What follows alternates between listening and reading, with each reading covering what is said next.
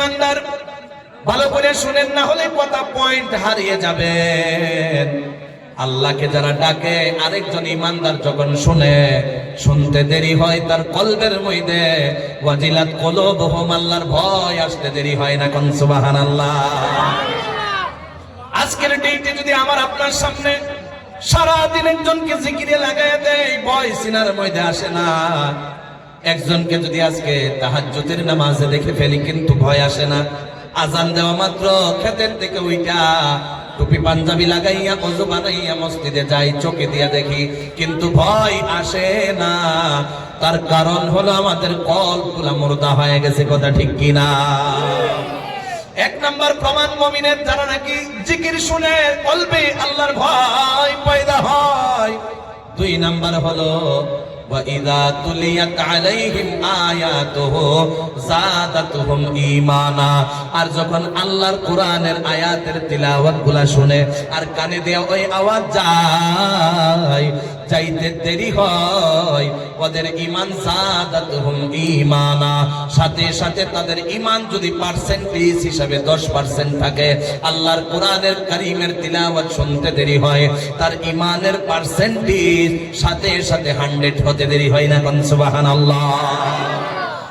আজকের ডেটে যদি মাদ্রাসার তালাবুল ইলম ছাত্রদেরকে যদি এক জায়গার মধ্যে বসাইয়া কোরআনুল কারীমের তিলাওয়াত শোনানো হয়, আর আমারে আপনারে যদি এক ফুটার মধ্যে, এক পোস্টের মধ্যে জিনজির দিয়াও যদি বান্ধা হয়, সারা দিন সারা রাত যদি তিলাওয়াত শুনি, এর পরেও একটু ভয় আসে না। এটাই হলো বাস্তব দুনিয়া। কথা ঠিক কিনা? এরপরে মুমিনের বৈশিষ্ট্য হলো, আল্লাহ রাব্বুল আলামিন বলেন ওয়া আলা রাব্বিহিম ইয়াতাওয়াক্কালুন, আর মুমিন বান্দারা আল্লাহর প্রতি ভরসা রাখে।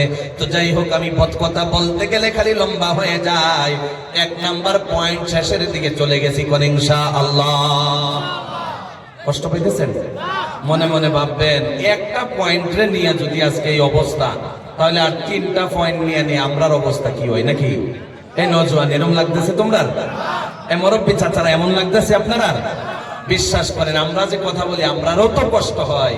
এত সফর করে আইসা যদি বলতে পারি, তাহলে আপনারা কোরআনের কথা এত মজমুয়া বানানোর পরে শুনতে পারবেন না, এটা বিশ্বাস করা যায় না। আমি বিশ্বাস করি একটা পয়েন্টে লম্বা করছি, আগামী যে 3টা পয়েন্ট আছে চাইবো আমি 5 মিনিটে শেষ করতে। আল্লাহ যেন ওই তৌফিক দেয়। বলেন আমিন। আরো জোরে বলেন আমিন। মুসলমান ইমানদার, ডাকলে যে কি হবে শেষ। আর একটা আয়াত শুনেন, ডাকার ফজিলত বের হয়ে যাবে।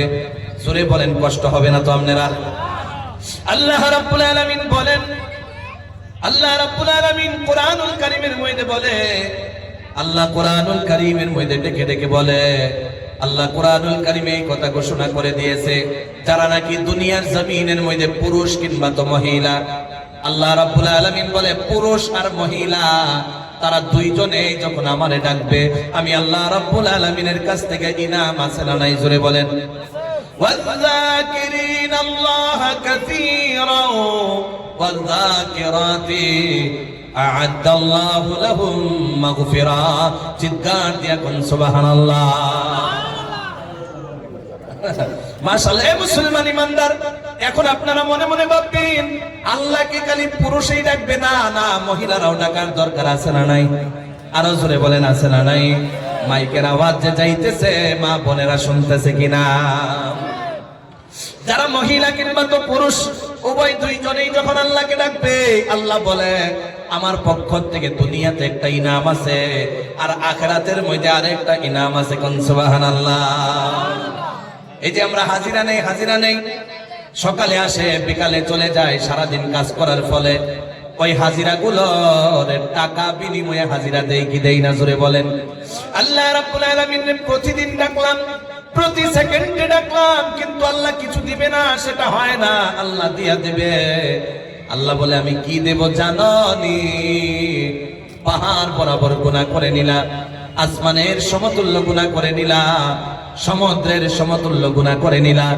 আল্লাহ রাব্বুল আলামিন বলে আমারে ডাকার কারণে আমি বলে দিলাম আ'আদাল্লাহু লাহুম মাগফিরা, আমি পাহাড়ের সমতুল্য গুনাহগুলা আমাকে ডাকার কারণে আমি মাফ করে দেব। কোন সুবহানাল্লাহ।